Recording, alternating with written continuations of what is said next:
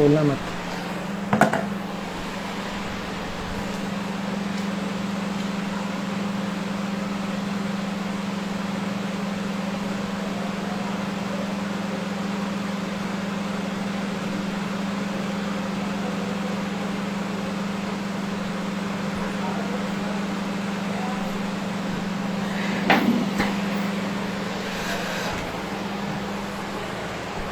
चलिए dear viewers, welcome and good morning to all students who has joined me on Instagram live. तो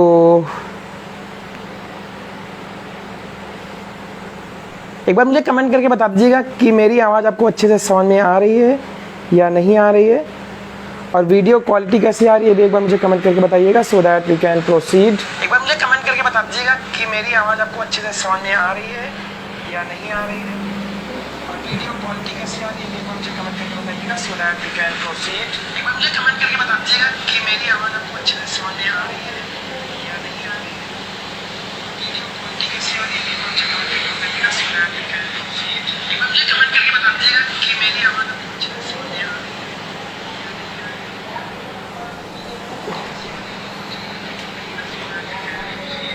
है। चलिए, good morning रौनक। Okay, Dharmendra भी जुड़ गए हैं, तो गुड मॉर्निंग टू ऑल। एक बार मैं सभी को गुड मॉर्निंग कहना चाहूँगा और जुड़ते हैं इस लाइव सेशन में और स्टार्ट करते हैं। MK Yadav, Manish Kumar Yadav, okay. और कैसे हो बच्चे? मनीष, चलिए हम स्टार्ट करते हैं बिना समय गवाए। चलिए डियर व्यूअर्स, आज की वीडियो में हम पढ़ेंगे इट एंड देयर का यूज़। इट का यूज़ कब करते हैं और देयर का यूज़ हम कब करते हैं। वैसे नॉर्मली आपने देखा होगा बहुत सारे जो भी इंग्लिश नेटिव होते हैं जो इंग्लिश बोलते हैं तो वहाँ पर वो इट का यूज़ करते हैं और देयर का यूज़ करते हैं, लेकिन आपको पता है कि इट का मतलब वैसे तो यह होता है। क्या होता है? यह। लेकिन अब अगर हम कहें कि इट का मतलब यह होता है, लेकिन आपने पहले से पढ़ रखा होगा कि इट को तो हम इंग्लिश में दिस कहते हैं। एम आई राइट?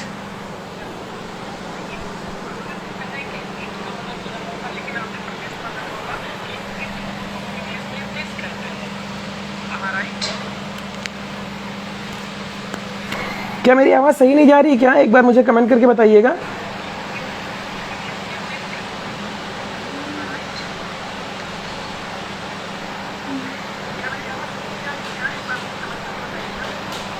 एक बार आप मुझे सभी लोग कमेंट करके बता दीजिए अगर मेरी आवाज़ क्लियर जा रही हो, जिससे कि मैं आगे बढ़ पाऊँ। ओके, आ रही है।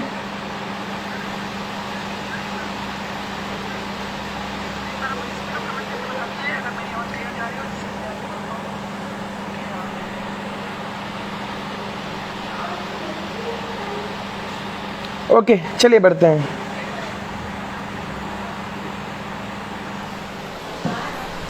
चलिए डियर दोस्त, देखिए जब भी हम दिस का यूज यह के लिए करते हैं तो याद रखिएगा दिस एक डेमोन्स्ट्रेटिव प्रोनाउन होता है। क्या होता है? Demonstrative pronoun. डेमोन्स्ट्रेटिव का मतलब होता है संकेतवाचक। संकेत का मतलब जैसे कि हमें इशारा करना हो, जैसे वहां पर मेरी बाइक खड़ी है तो अगर कोई चीज़ पास में है तो हम बोलेंगे दिस इज़ माई बाइक। क्यों हम मतलब दिस का यूज़ करेंगे यहाँ पर यह के लिए? क्योंकि हम इशारा कर रहे हैं। जब भी इशारा करने वाली बात होगी तो हम यह के लिए हम दिस का यूज़ करते हैं। बट ध्यान दीजिएगा, जब भी हमें इशारा ना करना हो लेकिन यह सेंस होना चाहिए। जैसे कि मैं बोलूँ आई हैव अ शर्ट, मेरे पास एक शर्ट है, और मैं बोलूँ यह नीली है, तो हम इशारा नहीं कर रहे हैं कि यह नीली है, तो हम यह के लिए इस कंसर्न में हम इट का यूज़ करेंगे। कैसे? Let's understand by a sentence. कुछ सेंटेंस के माध्यम से समझते हैं। क्या बोलेंगे? जैसे I have a red shirt, इसका मतलब है मेरे पास एक शर्ट है, और देखिए ये मेरे पास शर्ट है जो अभी मैं करंट टाइम में नहीं पहना हूँ, लेकिन मेरे पास एक शर्ट है जो घर में है। बट अगर मैं बोलूँ शर्ट कैसा है, इट इज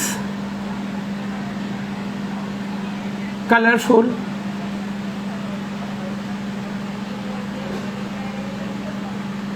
देखिए यहां पर इट का यूज एक ऐसे ही बताया गया इंट्रोड्यूस करने के लिए। मतलब देखिए मैंने आपको बताया था इट और देयर का यूज हम इंट्रोडक्टरी सब्जेक्ट के रूप में करते हैं, मतलब इंट्रोड्यूस कराने के लिए, किसी चीज को संबोधित करने के लिए। तो यहाँ पर जो इट का यूज हुआ है ये सिर्फ संबोधित करने की स्थिति के लिए किया गया है। तो I have a red shirt, मेरे पास एक रेड शर्ट है, और इसकी विशेषता या फिर इसके बारे में अगर हम कुछ एक्स्ट्रा इन्फॉर्मेशन दें तो क्या बोलेंगे, इट इज कलरफुल, ये कलरफुल है। तो इट मतलब क्या, यह जो मेरा ये शर्ट है, ठीक है ना। और आपको मैं पहले बता दिया था कि जो शर्ट है, शर्ट मेरे पास नहीं, जो मेरे घर पर है। बट अगर इस सेंटेंस की हम बात करें, जैसे कि ध्यान दीजिएगा, जैसे मुझे इशारा करना हो, जैसे मैं बोलूँ दिस इज, ध्यान दीजिएगा सभी लोग, अगर चीज समझ में आए तो एक बार फिर से वीडियो को रिवाइज कर लीजिएगा, फिर से देख लीजिएगा। जैसे मैं बोलूँ दिस इज ब्लैक मार्कर, क्या मैंने बोला, this is my black marker. यहां पर ध्यान देने वाली बात है कि यहां पर जो दिस का यूज हुआ है तो मैं इशारा कर रहा हूं, ध्यान दीजिएगा, इशारा करने के लिए, ठीक है ना। तो दिस इज माई मार्कर, यह मेरा मार्कर है। बट इट का यूज आई होप कि आपको समझ में आ गया होगा। जैसे मैं बोलूं आई हैव अ पैरट, मेरे पास एक तोता है, अच्छे समझिएगा ध्यान देके, आई हैव अ पैरट, मेरे पास एक तोता है, इट स्पीक्स ऑल डे। चलिए मैं संडे लिख रहा हूं, आई हैव अ पैरट, मेरे पास एक तोता है, तोता मेरे पास है, इस वक्त नहीं, घर पे होगा, आपको सभी को पता है कि घर पे तोता होता है। तो अगर हम इसके बारे में अगर बात करें, जैसे मैं बोलूं यह दिन भर बात करता है, यह दिन भर बात करता, तो यह का मतलब ये है, यह का मतलब यहाँ पर डेमोन्स्ट्रेट नहीं किया जा रहा है, मतलब संकेत नहीं किया जा रहा है, सिर्फ इंट्रोड्यूस कराया जा रहा है, किसके बारे में, पैरट के बारे में एक एक्स्ट्रा इंफॉर्मेशन दी जा रही है। यह तो यहाँ पर इट यह के लिए मीन्स पैरट के लिए, यह मीन्स इसके लिए हम इट का यूज करेंगे, क्या बोलेंगे, इट स्पीक, या बात करने के लिए हम टॉक का प्रयोग करते हैं, तो इट टॉक्स करता है। आपको पता होना चाहिए सेंटेंस आपका प्रेजेंट इंडेफिनिट टेंस में, सब्जेक्ट आपका एक वचन है, तो मेन वर्ब में यस या यस लगता है, आपको पहले से पता है। तो इट टॉक से बात करता है ऑल डे, पूरे दिन या दिन भर बात करता है। तो आई होप कि आपको इट और देयर इट और दिस के बीच में जो भी डिफरेंस होता है या अंतर होता है आपको अच्छे से क्लियर हो गया होगा, ठीक है ना। बढ़ते हैं नेक्स्ट टॉपिक पर। अब और इसके इट के यूज कौन से होते हैं, देयर का यूज क्या होता है, एक एक करके समझते हैं। तो बने रहिए इस लाइव सेशन में। आपको अगर कुछ भी नोट करना है तो you can note it down, note करना चाह रहे तो आप नोट कर लीजिए। अगर नोट करना है तो एक बार मुझे कमेंट करके बता दीजिए, जिससे कि मैं अभी इसको ना मिटाऊं।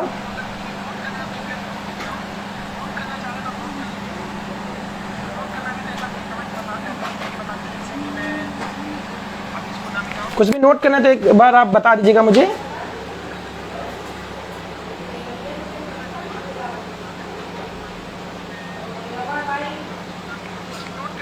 डियर स्टूडेंट, यहाँ पर आपको व्हाइट सा कुछ लग रहा होगा, जिससे कि आपको पढ़ने में थोड़ा प्रॉब्लम हो सकती है। मे भी अगर ऐसी दिक्कत है तो मैं बताऊँ, एक्चुअली मैंने लाइट को ऑन किया हुआ है जिससे कि आपको अच्छे से दिखे।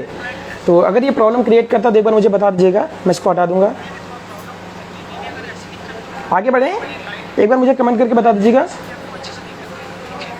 Wonderful work sir ji, okay, thank you so much for appreciation. आगे बढ़े, एक बार मुझे कमेंट करके बताइए, आगे बढ़े। चलिए आगे बढ़ते हैं।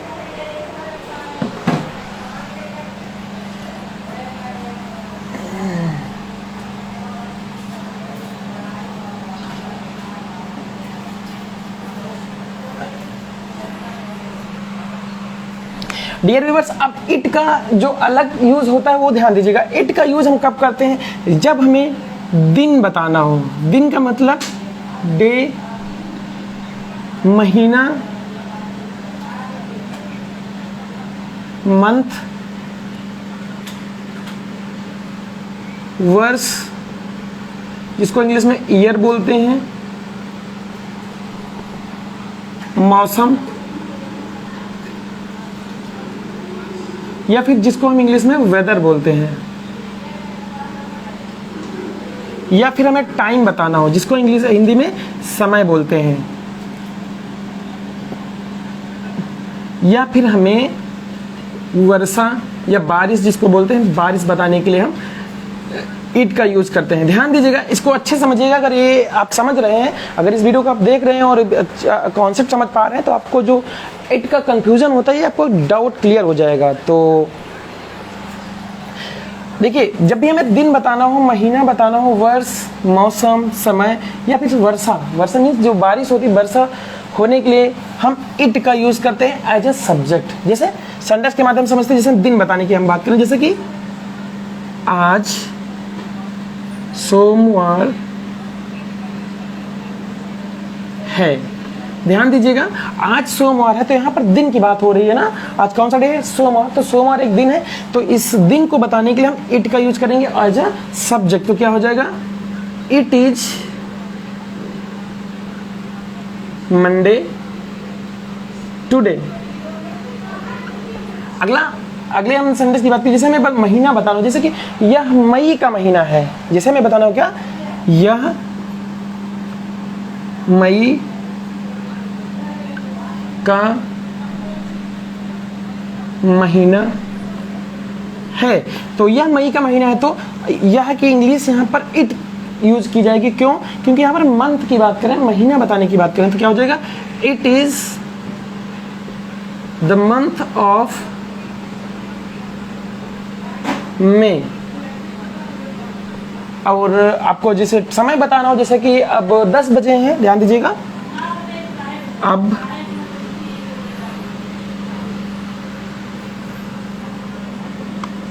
10 बजे हैं। तो ध्यान दीजिएगा, अब 10 बजे यहाँ पर समय की बात की जा रही है। 10 बजना एक समय होता है ना, तो समय बताने के लिए भी हम इट का यूज एज ए सब्जेक्ट करते हैं। तो क्या हो जाएगा? It is 10 o'clock now. ठीक है ना। तो डियर स्टूडेंट्स, उम्मीद है कि आपको इट का यूज इन सेंटेंसेस के माध्यम से समझ में आ गया होगा। तो एक सेंटेंस मैं आपको दे रहा हूं जो आपको इंग्लिश में ट्रांसलेट करके कमेंट में बताना है। तो एक सेंटेंस है, जैसे कि बारिश हो बाहर, बारिश हो रही है। ठीक है। अगला सेंटेंस, आज बहुत गर्मी है। तो डियर व्यूअर्स, ये 2 सेंटेंस है, इनको आप ट्रांसलेट करके मुझे कमेंट में बताइए, जिससे कि मुझे भी पता चल पाए कि हाँ, आप कितना इस वीडियो से समझ पा रहे हैं।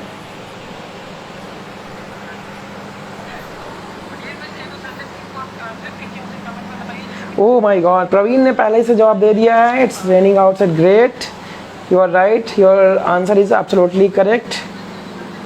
और कोई? प्रवीण प्रजापति, एक बार मुझे आप कमेंट करके बताइएगा कि आप मुझे बाई फेस जानते हैं या फिर आप कहाँ से, एक बार मुझे ये बता दीजिएगा। मुझे अच्छा लग रहा है आपकी इंटरेक्शन से। और मेरे जो भी स्टूडेंट्स हैं वो भी एक बार कमेंट करके बताइएगा।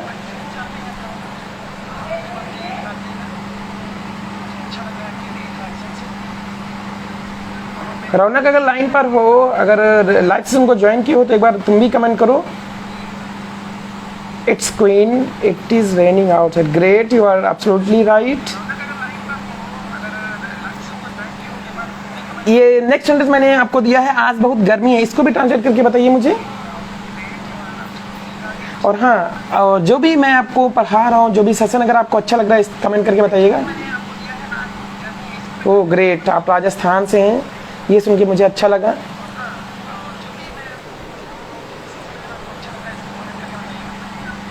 प्रवीण जी बताइए, जो मैं टॉपिक आपको पढ़ा रहा हूँ आपको अच्छे से समझ में आ रहा है क्या? एक बार मुझे कमेंट करके बताइएगा। मेरे पढ़ाने का जो तरीका है, क्योंकि आज मैं सेकंड टाइम आ रहा हूँ इस लाइव सेशन में, और सेकंड टाइम ऐसा है जो थोड़ा लंबा सेशन हो रहा है।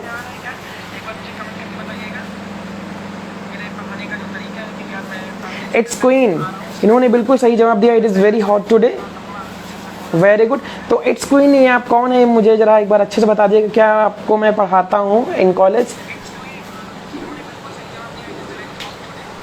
एक बार दोबारा क्या बताना है मनीष जी, ये मुझे बता दीजिएगा, क्या आपको समझाना है?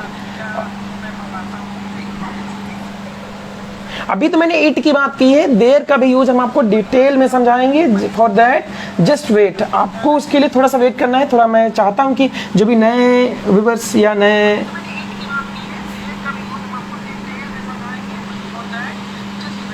आगे बढ़े, एक बार मुझे बताइएगा आगे बढ़े। प्रवीण, क्या हम आगे बढ़े देयर के यूज के बारे में?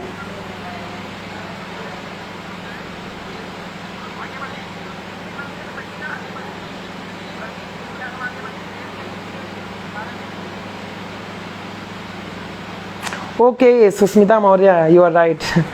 मुझे पता नहीं चला था। चलिए ठीक है, इस टॉपिक को हम आगे बढ़ाते हैं, ठीक है ना? चलिए,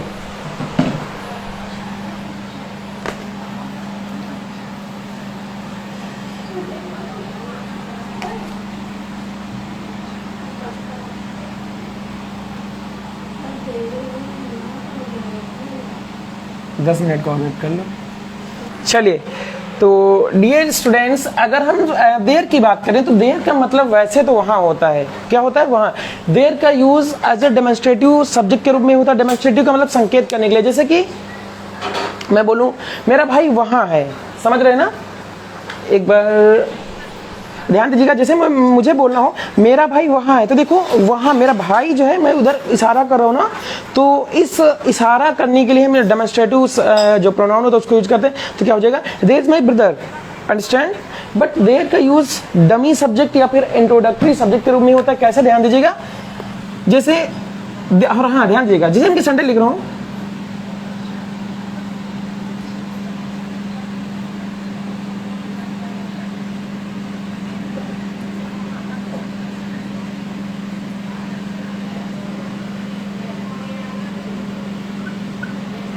ध्यान दीजिएगा, हमारे घर में एक पार्क है, ये सेंटेंस आपका है। और इस सेंटेंस को अगर हमें ट्रांसलेट करना हो तो एक बार मुझे कमेंट करके बताइए कि हम इसको ट्रांसलेट कैसे करेंगे, ये मुझे पहले बताइए, फिर हम आपको इसके यूज़ के बारे में और कैसे यूज़ करते हैं फिर आई विल टेल यू। हाँ, रौनक ने भी बिल्कुल सही जवाब दिया है। It is very hot today. Dharmendra, yes sir, okay, thank you for replying, जवाब देने के लिए धन्यवाद। 10 मिनट करेंगे, जवाब दीजिए इस सेंटेंस को कैसे ट्रांसलेट करेंगे। चलिए मैं बात करता हूँ देयर के यूज के बारे में। ध्यान दीजिएगा, जब भी कोई हिंदी का सेंटेंस हो और उस सेंटेंस में हमें सब्जेक्ट समझ में ना आ रहा हो, क्या ना समझ में आ रहा हो? सब्जेक्ट। सब्जेक्ट की बात करें तो सब्जेक्ट का मतलब होता है जिसके बारे में हम बात करते हैं या जो भी एक्शन करता हो। एक्शन का मतलब कार्य। जैसे मैं बोलूँ मैं पढ़ रहा हूँ, तो इसमें पढ़ने का काम कौन कर रहा है? मैं, तो मैं सब्जेक्ट हो जाऊंगा। अगर मैं बोलूँ वह मेरा भाई है, तो भाई के बारे में बात की जा रही है और किसके बारे में बात की जा रही है? उसके बारे में, वह, तो वह सब्जेक्ट हो जाएगा। लेकिन अगर हम इस सेंटेंस की बात करें, हमारे घर में एक पार्क है, तो क्या इस सेंटेंस में आपको सब्जेक्ट समझ में आ रहा है? नहीं आ रहा है। अगर आपको लग रहा होगा कि हमारे घर मीन्स हमारा जो घर है ये आपको सब्जेक्ट लग रहा है, तो ये नहीं, हमारे घर के बारे में बात नहीं की जा रही, बात की जा रही एक पार्क के बारे में। और अगर आपको लग रहा है कि एक पार्क यहाँ पर सब्जेक्ट है, तो अगर सब्जेक्ट होता तो ये एक पार्क स्टार्टिंग में होता, क्योंकि सब्जेक्ट हमेशा स्टार्टिंग में होता है, यू नो दैट। तो ध्यान दीजिएगा, देयर का यूज हम उस कंडीशन में करते हैं, एक बार मैं फिर से रिपीट कर दे रहा हूँ उस चीज़ को, हम देयर का यूज उस कंडीशन में करते हैं जब सब्जेक्ट को पहचानना कठिन होता है या सब्जेक्ट समझ में नहीं आता है। उस कंडीशन में हम देयर का यूज एज अ सब्जेक्ट करते हैं। तो हमारे घर में एक पार्क है, इस सेंटेंस में सब्जेक्ट समझ में नहीं आ रहा, तो हम देयर का यूज एज अ सब्जेक्ट करेंगे। There as a subject use हो गया, तो देयर इज, आपको पता है सब्जेक्ट के बाद हम हेल्पिंग वर्ब यूज करते हैं या फिर कोई एक्शन वर्ब। तो हेल्पिंग वर्ब का मतलब होता है बी फॉर्म। ध्यान दीजिएगा, एक बार मैं फिर से बता दे रहा हूँ, मेरे जितने भी स्टूडेंट हैं उनको पता ही है। बी का मतलब होता है होना, जिसको हम बी का मतलब हेल्पिंग वर्ब भी कह सकते हैं। इसके 5 फॉर्म होते हैं, इज, एम, आर, वॉच और वर। ध्यान दीजिएगा, ये बी फॉर्म के 5 फॉर्म होते हैं। बी मीन्स होता है होना। देखो यहाँ पर होने की बात हो रही है, ध्यान दीजिएगा, हमारे घर में एक पार्क है, तो पार्क है ना, ये होने की बात हो रही है। और होने को बच्चे हम इंग्लिश में बी कहते हैं, और बी के 5 फॉर्म होते हैं, इज, एम, आर, वाज और वर। इनका यूज हमेशा सब्जेक्ट के बाद में होता है जब सेंटेंस हमारा एसर्टिव सेंटेंस होता है। तो यहाँ पर सेंटेंस हमारा एसर्टिव है, हमारे घर में एक पार्क है, तो इस सेंटेंस को ट्रांसलेट करके हम सबसे पहले सब्जेक्ट जो कि देयर यूज होगा। क्यों देयर यहाँ पर यूज होगा? दरअसल यहाँ पर सब्जेक्ट समझ में नहीं आ रहा है, उस कंसर्न में हम देयर का यूज अच्छा सब्जेक्ट करते हैं। Okay, understand. अब देयर के बाद ये हमारा हेल्पिंग वर्ब यानी कि be form is, am are, was या वर में से कुछ भी लिखेंगे। है शब्द आ रहा है तो है की इंग्लिश इज होती है, इज हो गया।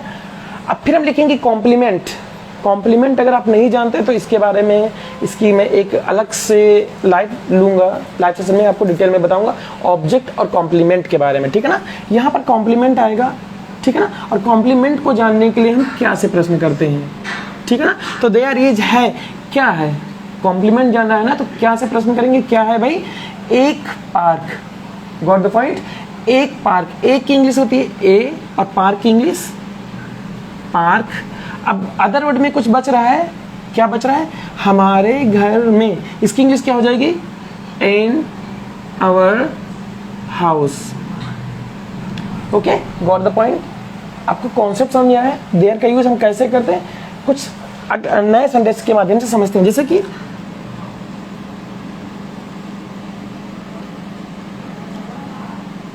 गिलास में थोड़ा पानी है, ध्यान दीजिएगा ये सेंटेंस आपका है, गिलास में थोड़ा पानी, हम ऐसे बोलते हैं नॉर्मली, थोड़ा का मतलब कम, ठीक है ना। तो इस सेंटेंस में अगर हम देखेंगे सब्जेक्ट क्या है, अगर हमें इस सेंटेंस को ट्रांसलेट करना होगा तो हम सबसे पहले लिखेंगे सब्जेक्ट, क्योंकि सेंटेंस हमारा एडजेक्टिव है, ठीक है ना। तो सब्जेक्ट लिखने के लिए हम सबसे पहले सब्जेक्ट को पहचानेंगे तो ना, तो सब्जेक्ट यहाँ पर क्या है, गिलास है, नहीं है, थोड़ा पानी। देखा जाए थोड़े पानी के बारे में बात कर रहे हैं, तो थोड़ा पानी यहाँ पर सब्जेक्ट है, बट अगर सब्जेक्ट होता तो थोड़ा पानी स्टार्टिंग में होता है। Clear, got the point. तो थोड़ा पानी सब्जेक्ट है, लेकिन ये बीच में है, तो यहाँ पर हम सब्जेक्ट समझ में देखा जाए तो नहीं आ रहा है, तो यूज क्या करेंगे देयर का, तो क्या हो जाएगा, there is. Okay, there subject हो गया, सब्जेक्ट के बाद फिर क्या लिखेंगे, बी फॉर्म। बी फॉर्म का मतलब इज, एम, आर, वाज और वर में से कुछ भी लिखेंगे। तो है शब्द आ रहा है कि इंग्लिश इज होती है, देयर इज। फिर लिखेंगे क्या, कॉम्प्लीमेंट। और कॉम्प्लीमेंट कैसे पता चलता है, क्या से, तो क्या है, थोड़ा पानी। आंसर ये तो मिल रहा ना भाई, क्या है, थोड़ा पानी। थोड़ा पानी की इंग्लिश क्या होती है, लेस मींस कम या थोड़ा, और पानी की इंग्लिश वाटर। अब अदर वर्ड में क्या बचा, गिलास में, इसकी इंग्लिश क्या हो जाएगी, in the glass. Okay, I hope कि आपको सेंटेंस के माध्यम से देयर का यूज अच्छे से समझ में आ गया होगा। तो कुछ सेंटेंस मैं आपको दे रहा हूं जो आपको इंग्लिश में ट्रांसलेट करके कमेंट में बताना है। चलिए,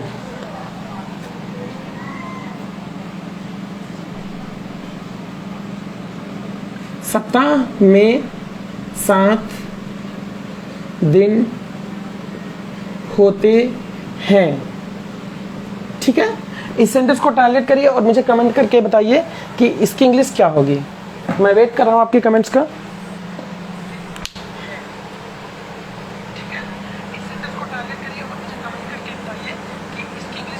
oh my God, it's queen ने बिल्कुल सही जवाब दिया था पहले से, देयर इज सम वाटर। देखिए आपने मनीष जो जवाब दिया है, देयर इज सम वाटर, सम का मतलब कुछ होता है, कुछ। देखिए यहाँ पर सम का यूज नहीं होगा, सम का मतलब जब कोई चीज़ काउंटेबल होती है, समझ रहे हो, काउंटेबल का मतलब जो गिनने वाली चीज़ होती है, ठीक है ना। जैसे सम बॉयज आर हियर, कुछ बच्चे यहाँ हैं, तो बच्चे के लिए हम सम का यूज करेंगे, क्यों, क्योंकि बच्चों को हम गिन पाएंगे, ठीक है ना। यहाँ पर अगर हम पानी की बात करें, जैसे मैंने बोला था गिलास में थोड़ा पानी, तो क्या पानी, एक पानी, दो पानी ऐसे गिनते हैं, नहीं ना।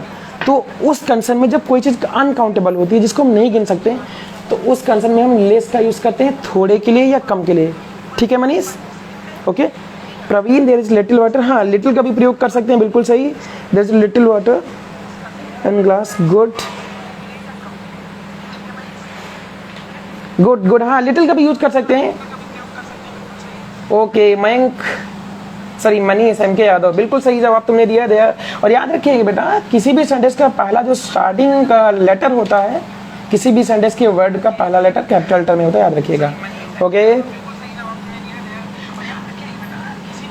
और डियर स्टूडेंट्स, अगर आपको कुछ और पूछना है, आप अपनी तरफ से कुछ भी पूछना चाह रहे हैं, तो मैं आपके कमेंट्स, आपके प्रश्नों का जवाब देने के लिए रेडी हूं, तो आप पूछ सकते हैं। प्रवीण, आपको कुछ भी पूछना है तो आप पूछ सकते हैं। आज के सेशन में बस इतना है, देयर एंड इट के यूज़ के बारे में। There are 7 days in a week, good. सप्ताह में देखिए यहाँ पर एक का यूज़ कर लेंगे, क्योंकि एक सप्ताह में 7 दिन होते हैं ना, तो एक इंग्लिश यहाँ पर ए हो जाएगा, there are 7 days in a week. Okay, Susmita, I hope कि आपको समझ में आ गया होगा। अरे कोई दिक्कत नहीं है मनीष, सॉरी बोलने की कोई ज़रूरत नहीं है, आप सीखिए क्योंकि आप सीख रहे हैं, गलती इंसान से ही होती है ना। गुड, प्रवीण का जवाब बिल्कुल सही है। और प्रवीण मैं चाहता हूँ कि आप कुछ पूछिए मुझसे, आपके सवालों का मैं जवाब दूँ। If you want to ask anything you can ask me. और अब नेक्स्ट जो लाइव सेशन में आऊँगा मैं, तो बिल्कुल बेसिक लेवल से मैं आपको पढ़ाऊँगा, चीज़ें आपको एकदम क्लियर हो जाएंगी जिससे कि, ठीक है ना। तो अगर किसी भी स्टूडेंट को कुछ अगर पूछना है तो पूछ सकते हैं। और एक सेंटेंस मैं आपको और हिंदी में लिख रहा हूँ, जिसको जवाब दीजिए।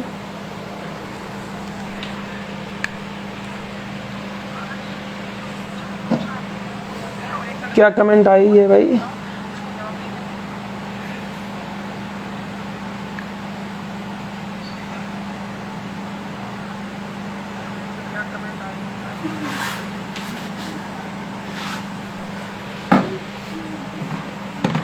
चलिए अगला सेंटेंस एक है, कक्षा 9 में 50 छात्र हैं। तो ये आपका सेंटेंस, इस सेंटेंस को ट्रांसलेट करिए और late me know it in the comment section, ठीक है ना। सप्ताह में 7 दिन होते हैं, आप लोगों ने बिल्कुल सही जवाब दिया है। There are 7 days in a week. Next sentence है, कक्षा 9 में 50 छात्र हैं। इस सेंटेंस को ट्रांसलेट करिए, let me know it in the comment section. Durgesh, Vanshi, hello, hi, कैसे हो दुर्गेश? आप लोग जवाब दीजिए।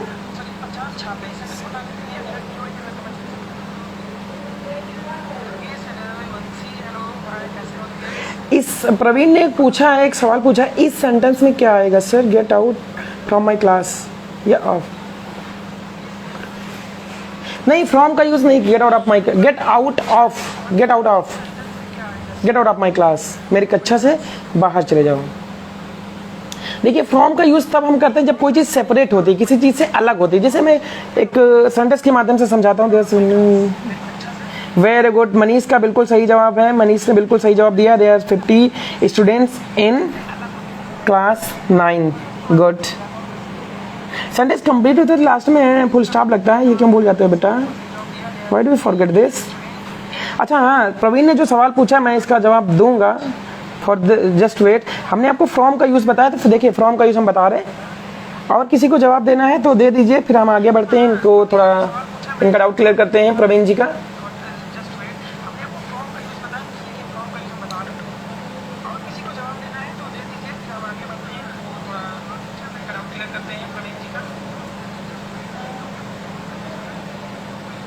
चलिए बढ़ते हैं आगे, मिटाने जा रहे हैं। देखिए मैं आपको बताना चाह रहा हूं, जो इन्होंने पूछा है प्रवीण जी ने कि फ्रॉम का यूज किस कंडीशन में होता है। देखिए अगर हम बात करें फ्रॉम की, तो फ्रॉम का मतलब वैसे तो होता है से, क्या होता है? से, ठीक है ना, क्लियर। बट फ्रॉम का यूज से के लिए तब करते हैं जब कोई चीज किसी चीज से अलग होती है। जैसे कि मैं कल दिल्ली से आया। देखिए यहाँ पर एक सेंटेंस लिखा हुआ है, मैं कल दिल्ली से आया, ठीक है ना। तो देखिए दिल्ली से मैं अलग हुआ ना, बात समझ में आ रही है ना। तो यहाँ पर से के लिए हम फ्रॉम का यूज करेंगे। Got the point. मैं कल दिल्ली से आया, सेंटेंस की अगर हम बात करें, सेंटेंस आपका पास्ट का इंडेफिनिट टेंस है, क्लियर। तो पास्ट के इंडेफिनिट में हम सबसे पहले सब्जेक्ट लिखते हैं। सब्जेक्ट का मतलब वो जो कार्य को करता है, कार्य हो रहा है आने का, और आने का काम किसने किया? मैंने। और मैंने की इंग्लिश आई, क्लियर। और पास्ट के इंडेफिनिट की अगर हम बात करें, अगर कोई एडजेक्टिव सेंटेंस होता है तो वहाँ पर हेल्पिंग वर्ब वैसे तो डिड होती है, लेकिन डिड का यूज एडजेक्टिव सेंटेंस में नहीं होता है। डायरेक्टली हम मेन वर्ब लिखते हैं। मेन वर्ब की कौन सी फॉर्म? Second form. आने को इंग्लिश में कम कहते हैं, और कम की सेकंड फॉर्म क्या हो जाएगी बच्चे?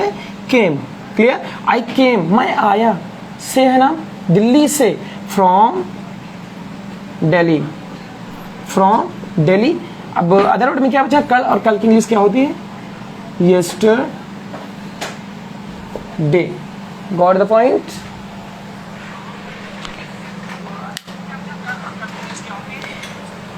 चलिए आप क्या है? It's queen, there are 50 students in class 9। Good, आपका भी बिल्कुल सवाल जो सेंटेंस है बिल्कुल सही दिया आपने जवाब। सर काइंड्स ऑफ जेंडर के बारे में कुछ बता दीजिए। तो क्या मैं इसी सेशन में काइंड्स ऑफ जेंडर के बारे में बात कर लूँ क्या? मैं चाहता हूँ कि ये सेशन थोड़ा लंबा हो जा रहा है, तो नेक्स्ट टॉपिक पे या फिर किसी नेक्स्ट सेशन में मिले। प्रवीण जी बताइए, क्या आपको फ्रॉम का यूज जो है समझ में आ गया?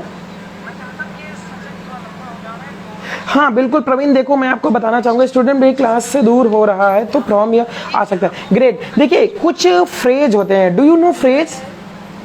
फ्रेज समझते हो बच्चे?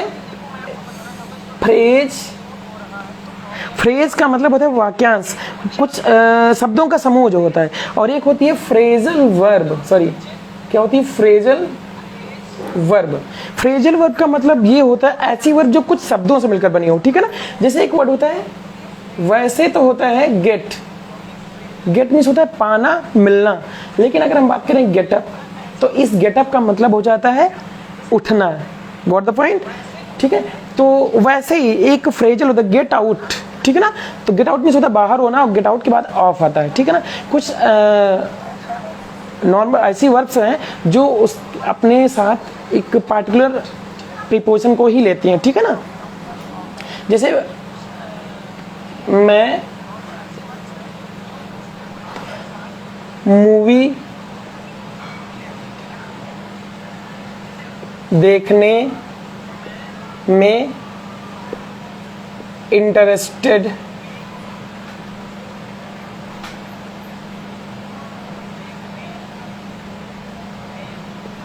देखिए मैं मूवी देखने में इंटरेस्टेड हूं, ठीक है ना। तो देखिए यहाँ पर इंटरेस्टेड, अगर हम बात करें इंटरेस्टेड की, तो इंटरेस्टेड के बाद ये हमेशा इन आता, याद रखिएगा, ठीक है ना। तो आई एम इंटरेस्टेड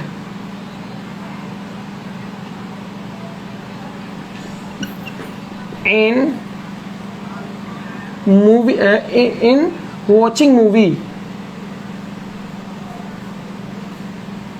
ठीक है। देखिए देखना जो है, देखिए इसमें ना नी नहीं आ रहा है। देखिए जो भी मेरे स्टूडेंट उनको पता होगा, देखने ना नी ने के लिए हम चाहे तो जरंड लगाएं, ठीक है, जो कि वर्ब में एनजी लगाने से बनता है, या फिर इन्फिनिटिव लगाएं जो कि टू प्लस वर्ब की फर्स्ट फॉर्म से बनता है, ठीक है ना। तो टू यहाँ पर जरंड नहीं लगाएंगे, क्यों नहीं लगाएंगे? सॉरी इन्फिनिटिव नहीं लगाएंगे।